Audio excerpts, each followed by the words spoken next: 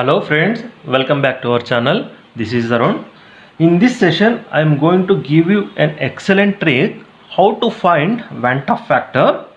So before going to that, I will give you some idea about what is Van 't Hoff factor, how it is going to calculate.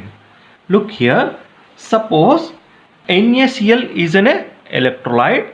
It is going to dissolve in a beaker containing water.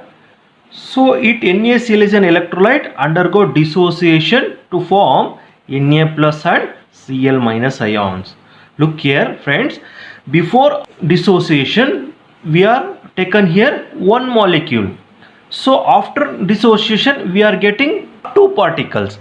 Definitely there is a change in the colligative property, because colligative properties always depend on the number of particles, not on the nature of particles. So we have to modify the colligative properties. So in the year 1880, a scientist by name Van 't Hoff, he introduced a factor known as Van 't Hoff factor, that is I.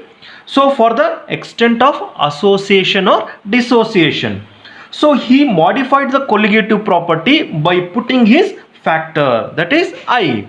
Look here, these are the equations of colligative property modified by Van 't Hoff.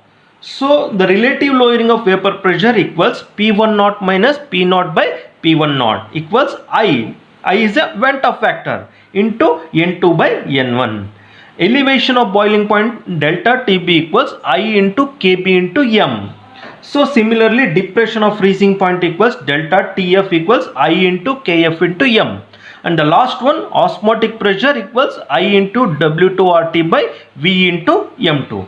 But the actual definition of Van 't Hoff factor is the normal molar mass divided by abnormal molar mass, or observed colligative property divided by calculated colligative properties. Look here, what is observed colligative property? Here we are taken here 1 mole, and also we are expecting the 1 mole itself. So now we are getting 2 mole. This is calculated colligative property. This is observed colligative property.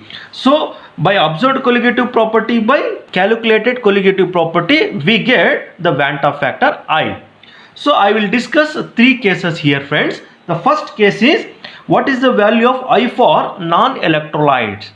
Here we always get I is equal to 1 for non-electrolytes, because these non-electrolytes are the substance which neither undergo association or dissociation.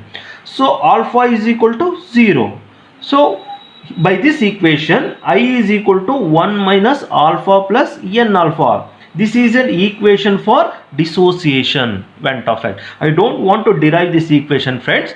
So by putting the alpha is equal to 0, we get 1 minus 0 into N into 0. We get I is equal to 1.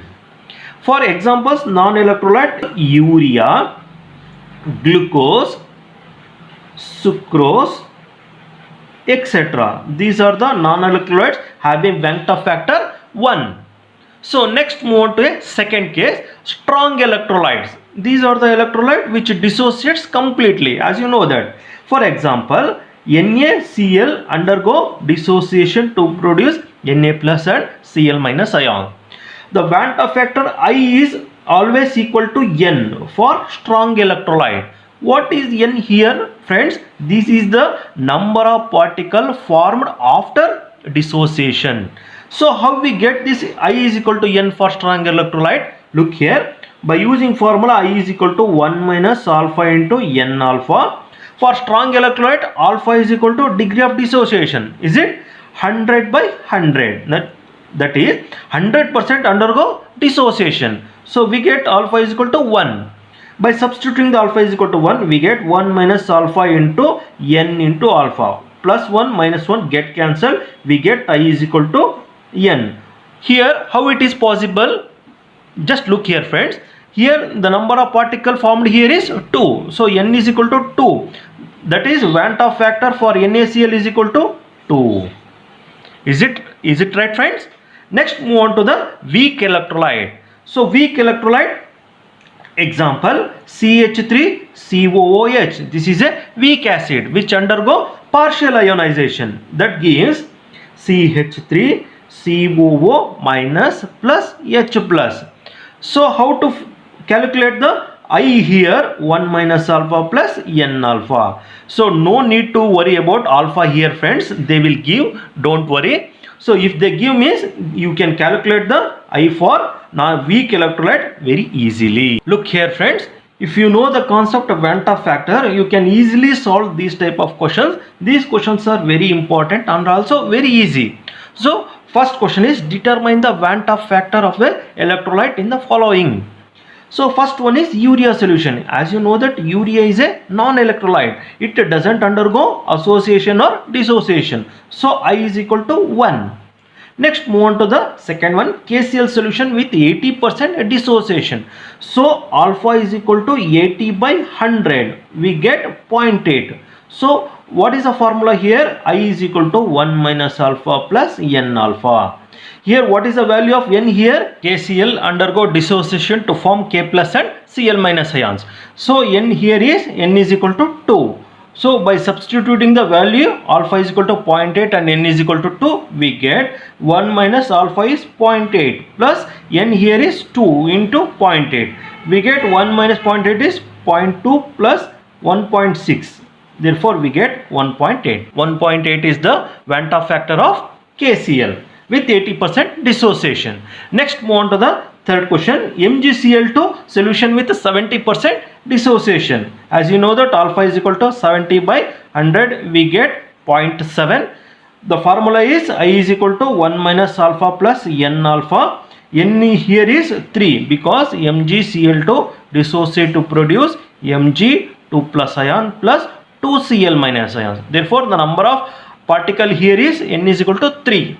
We get 1 minus alpha is 0.7 plus 3 into 0.7. So 1 minus 0.7 is 0.3 plus 2.1, here 2.4. I is 2.4 for MgCl2 solution with 70% dissociation. Next one, AlCl3 solution with 60% dissociation. You know that alpha is equal to is 0.6. So I is equal to 1 minus alpha is 0.6 plus N into number of particle here is 4 into alpha is 0.6. So we get 1 minus 0.6 is 0.4 plus 2.64 is 24, 2.4 we get here is, so I is equal to 2.8 here. Next question, K4FeCN6 with 40% dissociation. You know that alpha is equal to 0.4. So what is N here? This is a coordination compound, friends. So how it undergo dissociation? Look here, K4FeCN6 give rise to 4K plus ion plus FeCN6. So here the number of particle here is 5. So here is a stoichiometric coefficient of K plus is 4, here is 1, 4 plus 1 is 5. So I is equal to 1 minus alpha here is 0.4 plus N here is 5 into 0.4.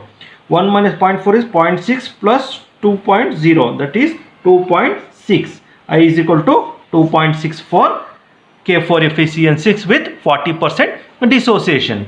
Next, move on to the another question which is also very easy and also very important. Look here, friends. Which of the following is isotonic to each other? This problem is based on the osmotic pressure and also it relates to the Van 't Hoff factor. So how it is related? Let me show you. Pi is osmotic pressure. It can be defined as I into CRT. I is Van 't Hoff factor. Isotonic solution means two solutions having same osmotic pressure. Let me consider pi 1 equals pi 2. Pi 1 here is ICRT equals ICRT. This is concentration 1, this is concentration 2. So cancel the like terms here, I1 here I2. So IC1 equals I1 C1 equals I2 C2. If we find the Van 't Hoff factor and concentration of a one molecule, then compare with the another molecule. If we get the same answer, then these two are isotonic solution to each other. 0.1 into 1 we get 0.1, and also here sucrose, for sucrose 0.1 into 1 we also get 0.1. So next move on to the for urea 0.1 into 1, because urea is a non-electrolyte, we here also we get 0.1. Then move on to for NaCl 0.5 into 2. 2 means Van 't Hoff factor for NaCl, that is we get 0.1. So here 0.3 into here also 2 we get 0.6, and for here 0.2 into 3, because MgCl2 for MgCl2 I is 3. So next move on to fourth option 0.4 into 3 we get 0.12, and also for aluminum chloride 0.3 into 4 we get 0.12. So which of the following are isotonic to each other means, so friends don't be get confused that all have same values means 0.1, 0.1, 0.1, 0.1. Here these two are having same value, so all options are right here. So fifth here all, just all options are right here. So all solutions are isotonic with each other. Then look here friends, then what is the trick here means the number of particle produced by a one molecule. This sentence is applicable both for dissociation and also association. Then how it is applicable means dissociation, the number of particle means here the two particles are formed when NaCl is undergo dissociation, that is one molecule. I for NaCl is 2, and BaCl2 barium chloride undergo dissociation we get Bas2 plus and 2Cl minus ion. How many number of particles are there? 3 particles, that gives the Van 't Hoff factor. Next come to the association. If two molecules of acetic acid undergo association in presence of benzene we get dimerization, that is acetic acid CH3COH twice. So two molecule of acetic acid gives one molecule, here this is one molecule because it undergo dimerization. For one molecule we get obviously 1/2 or 0.5. So friends, I hope this will help you, and please subscribe to our channel and don't miss to press the bell icon. Thank you.